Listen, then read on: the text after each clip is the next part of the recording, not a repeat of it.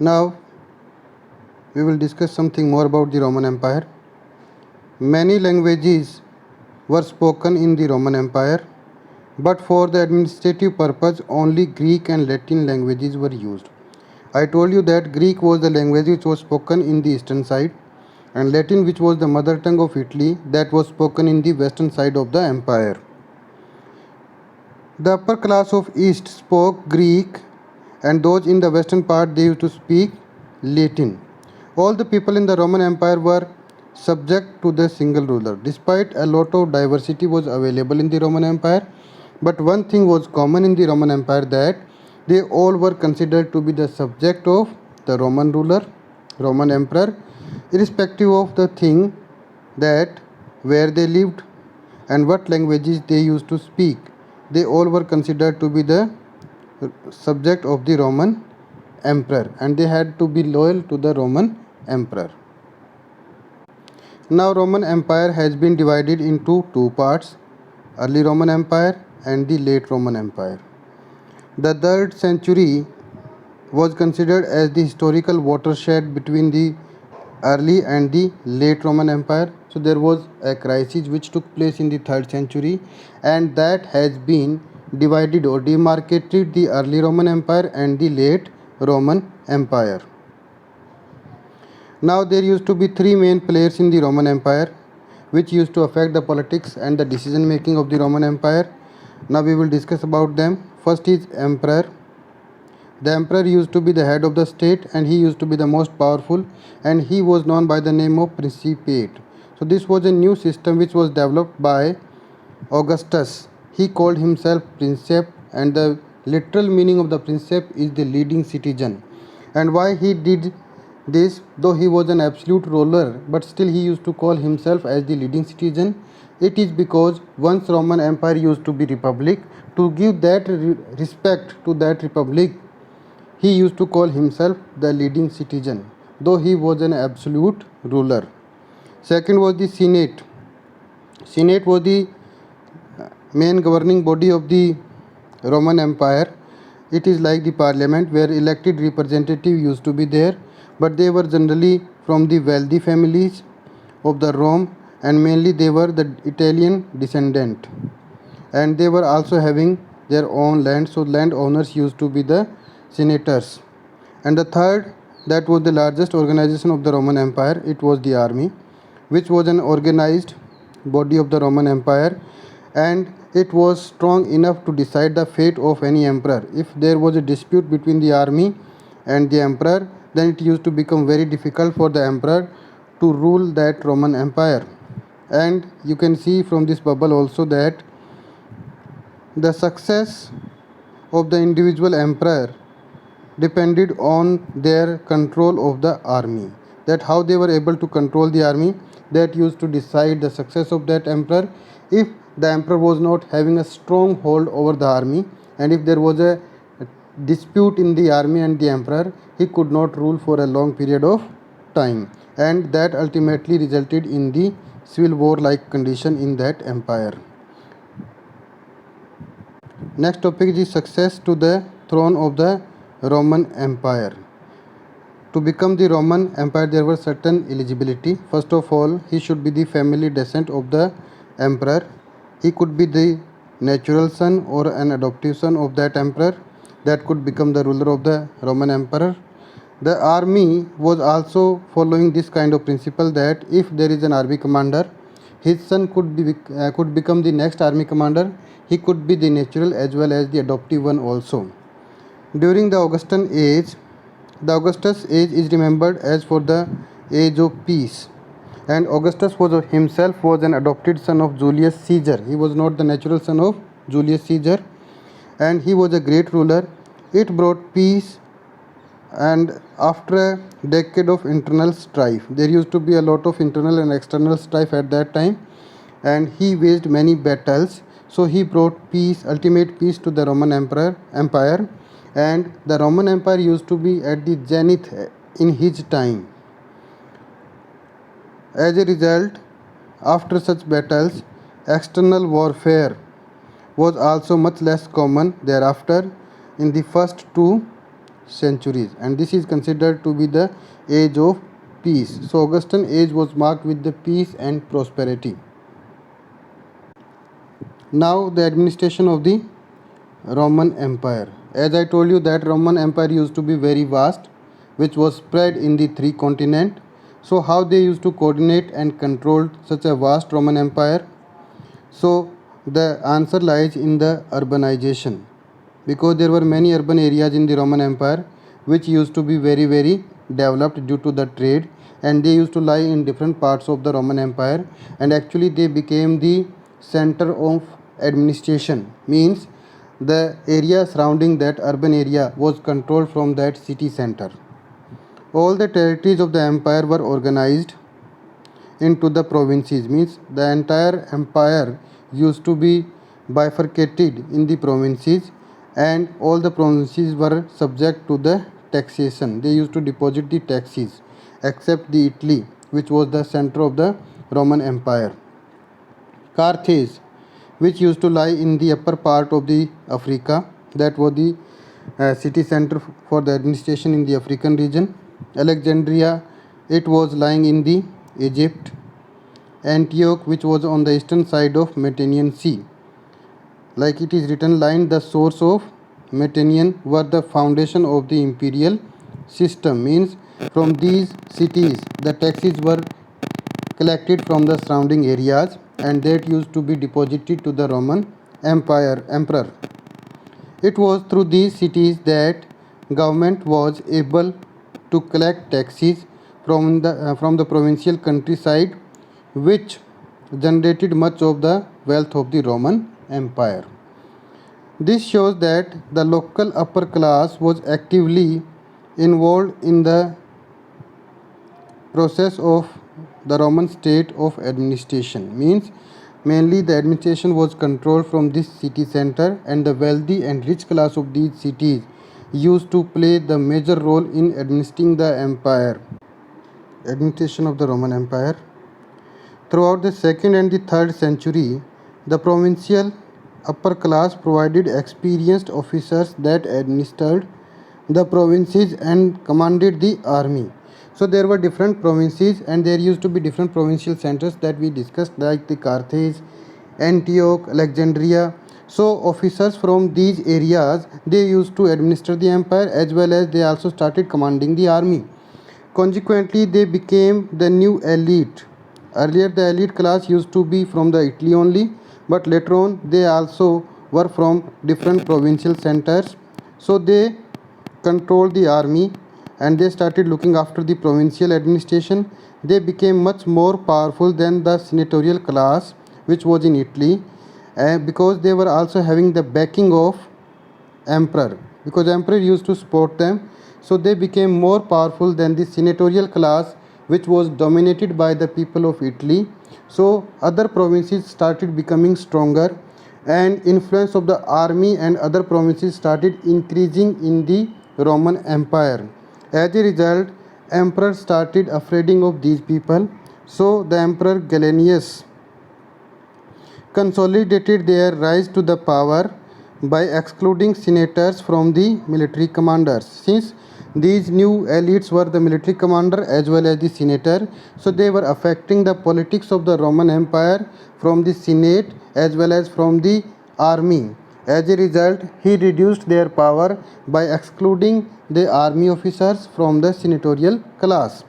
He did this in order to prevent control of the empire from falling into their hands. Since these new elites became very strong, so they started posing challenge to the position of the emperor. So he wanted to make them a little bit weaker. As a result, he took this kind of decision.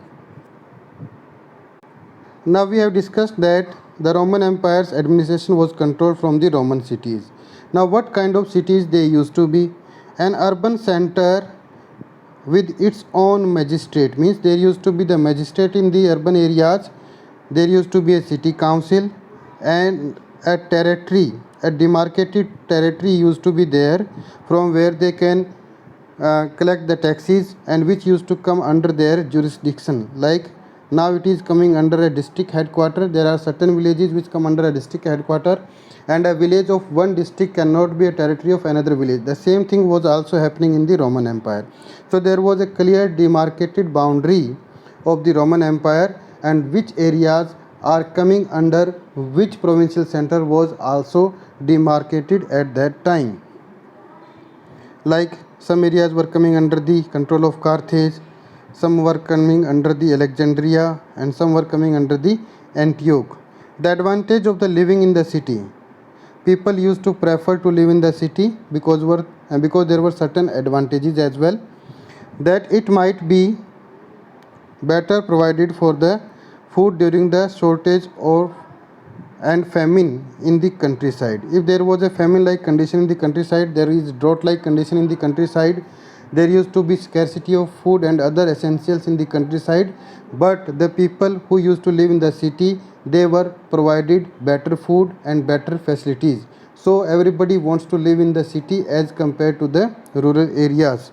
The cities had public baths, which was a major feature of the city at that time, and the urban population enjoyed a higher level of entertainment. Means there used to be theater, there used to be circus, there used to be another kind of shows from where they used to entertain themselves. And public bath was a major feature of the Roman cities.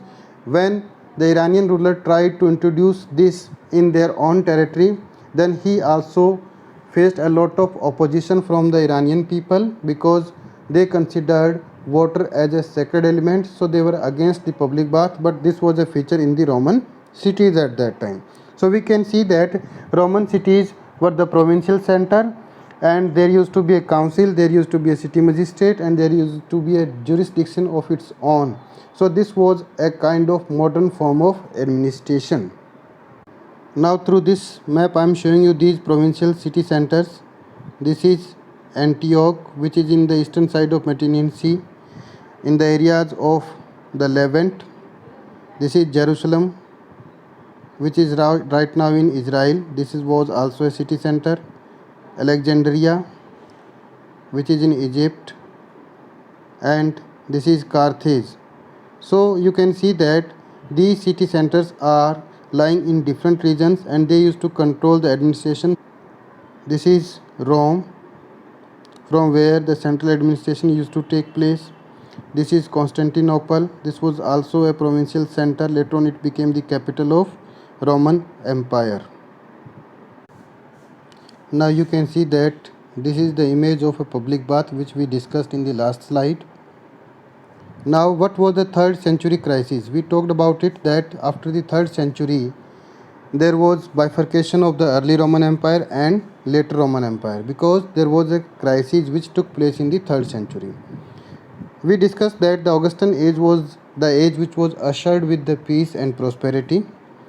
So the 1st and the 2nd century were a period of peace and prosperity and economic expansion. But the 3rd century was a period of crisis. In 225, new dynasties called Sasanian dynasty emerged in Iran. Before Sasanian dynasty, there used to be Parthian dynasty, and Parthian dynasty was less aggressive, but the new dynasty, that was Sasanian dynasty, it was more aggressive. As a result, they started expanding rapidly in the direction of Euphrates, and the area surrounding the Euphrates used to be a buffer zone which used to separate the Parthian Empire and the Roman Empire.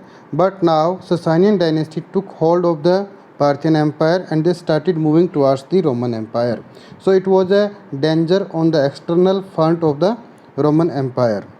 The Germanic tribe, which was lying in the area of Germans, and they were called the barbarians because they were not civilized society, began to move against the Rhine and Danube. These are the two major rivers of Europe, and they are forming the boundary of the Roman Empire, northernmost boundary of the Roman Empire. In 233 to 280, this was the time when there was repeated invasion by these tribal people on the Roman Empire. So we can see that Roman used to face at that time external as well as the internal danger. The Romans were forced to abandon much of the territories beyond the river Danube. As a result, their territories had to be abandoned, which was beyond the river of Danube and Rhine. We discussed that in the first century, during the time of Augustus, Roman Empire became very strong and it expanded rapidly in the northern direction up to the part of Britain and northern Europe. But now it was very difficult to get hold of that empire. As a result, the emperor took a decision to abandon these territories, and this internal and external strife resulted in the quick succession of the emperors. Like 25 emperors were replaced in 47 years, and it is a sign of strain which was faced by the empire in the 3rd century. So 3rd century could be called a worst century in the history of the Roman Empire, and after that the size of the Roman Empire was changed completely. You can see from this picture that these are the two rivers. This is Danube river and this is the Rhine river. So empire used to be mainly in the south of the Rhine and Danube, and they used to make the northernmost boundary of the Roman Empire. But in the 1st and 2nd century, Roman Empire reached beyond this Rhine and Danube. But in 3rd century, it could not be held by the Roman Emperor. As a result, he had to abandon this part of the Rhine and Danube, because Germanic tribe around this area, they started invading the territory of the Roman Empire, and this resulted in the internal strife, and that led the emperor to take the decision to abandon this territory which is beyond the Rhine and Danube. Now we will discuss about the society of the Roman Empire, gender, literacy and culture. First of all, we will discuss the structure of the family. There was widespread of the prevalence of the nuclear family, means Roman families were the nucleus family. They were not the joint family, where the adult son did not live with the parents, and there was hardly any case where brothers used to live together, but the slaves were considered to be the part of the family. Now, what was the status of the women in the Roman Empire? The women enjoyed considerable legal rights in owning and managing property, means women can have the property in their name, they can manage the property, and it was not in Indian society but in Roman society it used to be there at that time. They were married off in the late teens or early 30s. This was the marriageable age of the women of the Roman Empire, and arranged marriage was the general norms of the marriage. There was only one kind of marriage prevailing at a large scale, that was the arranged marriage. Women were often subject to the domination by their husband, means women's decisions were dominated by their husband, and wives were considered a property of the husband, and she was even beaten up by their husbands. The typical form of marriage was one where the wife did not transfer to her husband's authority, means in the Roman family there was not one entity of the property in the family, rather there used to be the two entities where a wife had a different kind of rights of the property. So she had retained full rights of her property even after her marriage. Women remained a primary heir to the father's property, means father's property used to be divided among sons as well as among the daughters. And after the marriage also, she used to be the primary heir of her father's property, means she could claim the property of her father even after the marriage. So this was the condition of the women in the Roman society. But in Indian society at that time, the property of the father used to be divided among the sons, not among the daughters. And divorce was easy for both men and women, means if a husband is not happy with his wife, he could get the divorce, and it was also applicable for the women also, so they can get easily divorce. That was very easy in the Roman society, and for that they need to submit an application either by the husband or by the wife. Next is about the literacy. Now, what kind of literacy used to be there? The rate of literacy varied greatly between different parts of the empire. Means in some regions there was widespread literacy, whereas in other regions there was less literacy. Literacy was widespread in army officers, estate managers, and soldiers. So these were the literate class of the people in the Roman society. Casual literacies existed and it varied from place to place. Means some places in Roman Empire used to be highly literate, whereas some places used to be backward and they were not having that much literacy. There was a wall in Pompeii. Let me tell you about the Pompeii. Pompeii was a city in the Roman Empire which got buried in 79 CE due to a volcanic eruption which took place in the Vesuvius mountain, and it got buried under that debris which erupted from the volcanic eruption. So we have excavated this city and we have got across some sort of evidence which tells us about the literacy of that city. And in the city there were walls which carried advertisement. You can see from the picture also, these are the graffitis which we have obtained from the walls of the Pompeii city, which indicates high level of casual literacy. There was written advertisement on the wall of the Pompeii city. It means they could be read by the people of the Pompeii city, and these advertisements meant for the people of the city of Pompeii and the people of the Pompeii. So we can say that there was widespread literacy in the city of Pompeii.